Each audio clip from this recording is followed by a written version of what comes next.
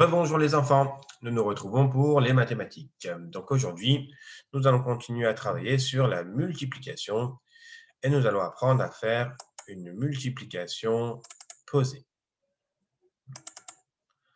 Alors la multiplication posée, c'est comme tous les autres calculs posés. On prend un calcul en ligne et on doit le poser en colonne, c'est-à-dire les nombres les uns au-dessus des autres. Alors, imaginez-vous devoir calculer 2 fois 43. 2 fois 43 en calcul posé, ça donne comme ça. On met le 43 en bas et on met le 2 en bas.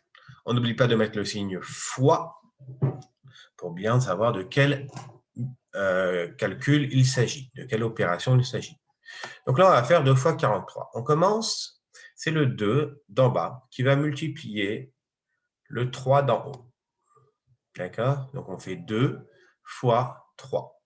2 fois 3, vous savez que ça fait 6, donc on écrit 6 en bas dans la colonne des unités. Ensuite, une fois que nous avons terminé de calculer les unités, on calcule les dizaines. C'est toujours le 2 du bas qui va s'occuper de calculer les dizaines. Alors c'est particulier, hein, on ne trouve pas ça dans les additions et dans les soustractions, mais dans la multiplication, le chiffre d'en bas qui est une unité, il va multiplier le chiffre des dizaines d'en haut. Ça, c'est spécial à la multiplication. Et on va dire 2 fois 4. 2 fois 4, ça fait 8. Donc, on écrit 8 en bas des dizaines. Et voilà, nous avons terminé notre multiplication posée. Alors, en premier, le 2 a calculé le 3 et ensuite, le 2 a calculé le 4. Quel calcul il a fait? Il a fait une multiplication. Et donc, nous avons trouvé le résultat 86. Donc, 2 fois 43 est égal à 86.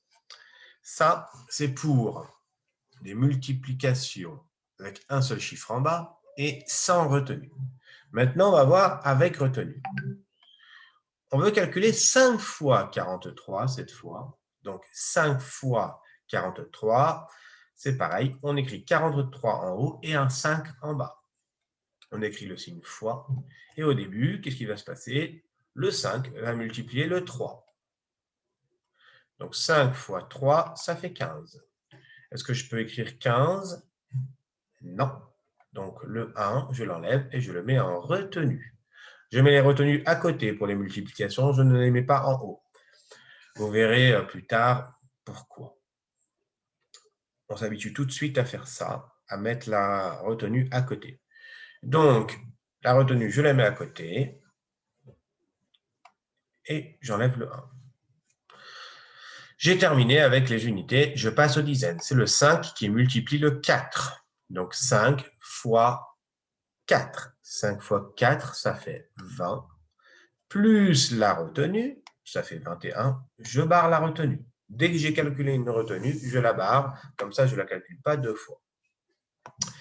Bon, là, on a terminé. Le résultat, c'est 215. 5 fois 43 est égal à 215.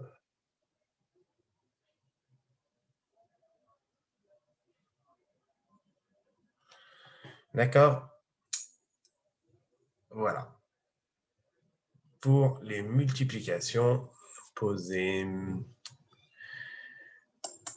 Donc, aujourd'hui, nous avons vu comment faire une multiplication posée avec un seul chiffre en bas. Quand il y aura deux chiffres en bas, eh ben ça sera au CE2.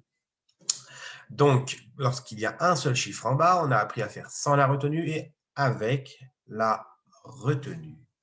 Donc, maintenant que nous avons appris à faire les multiplications posées, vous allez pouvoir faire cet exercice-là. Donc, c'est pour ça que je vous demande de faire la troisième page de la multiplication par 5. Donc, vous faites cette page aujourd'hui et nous la corrigerons ensemble tout à l'heure pendant le Zoom de 15h15. Voilà. Bon courage les enfants, travaillez bien. On se retrouve cet après-midi. À tout à l'heure.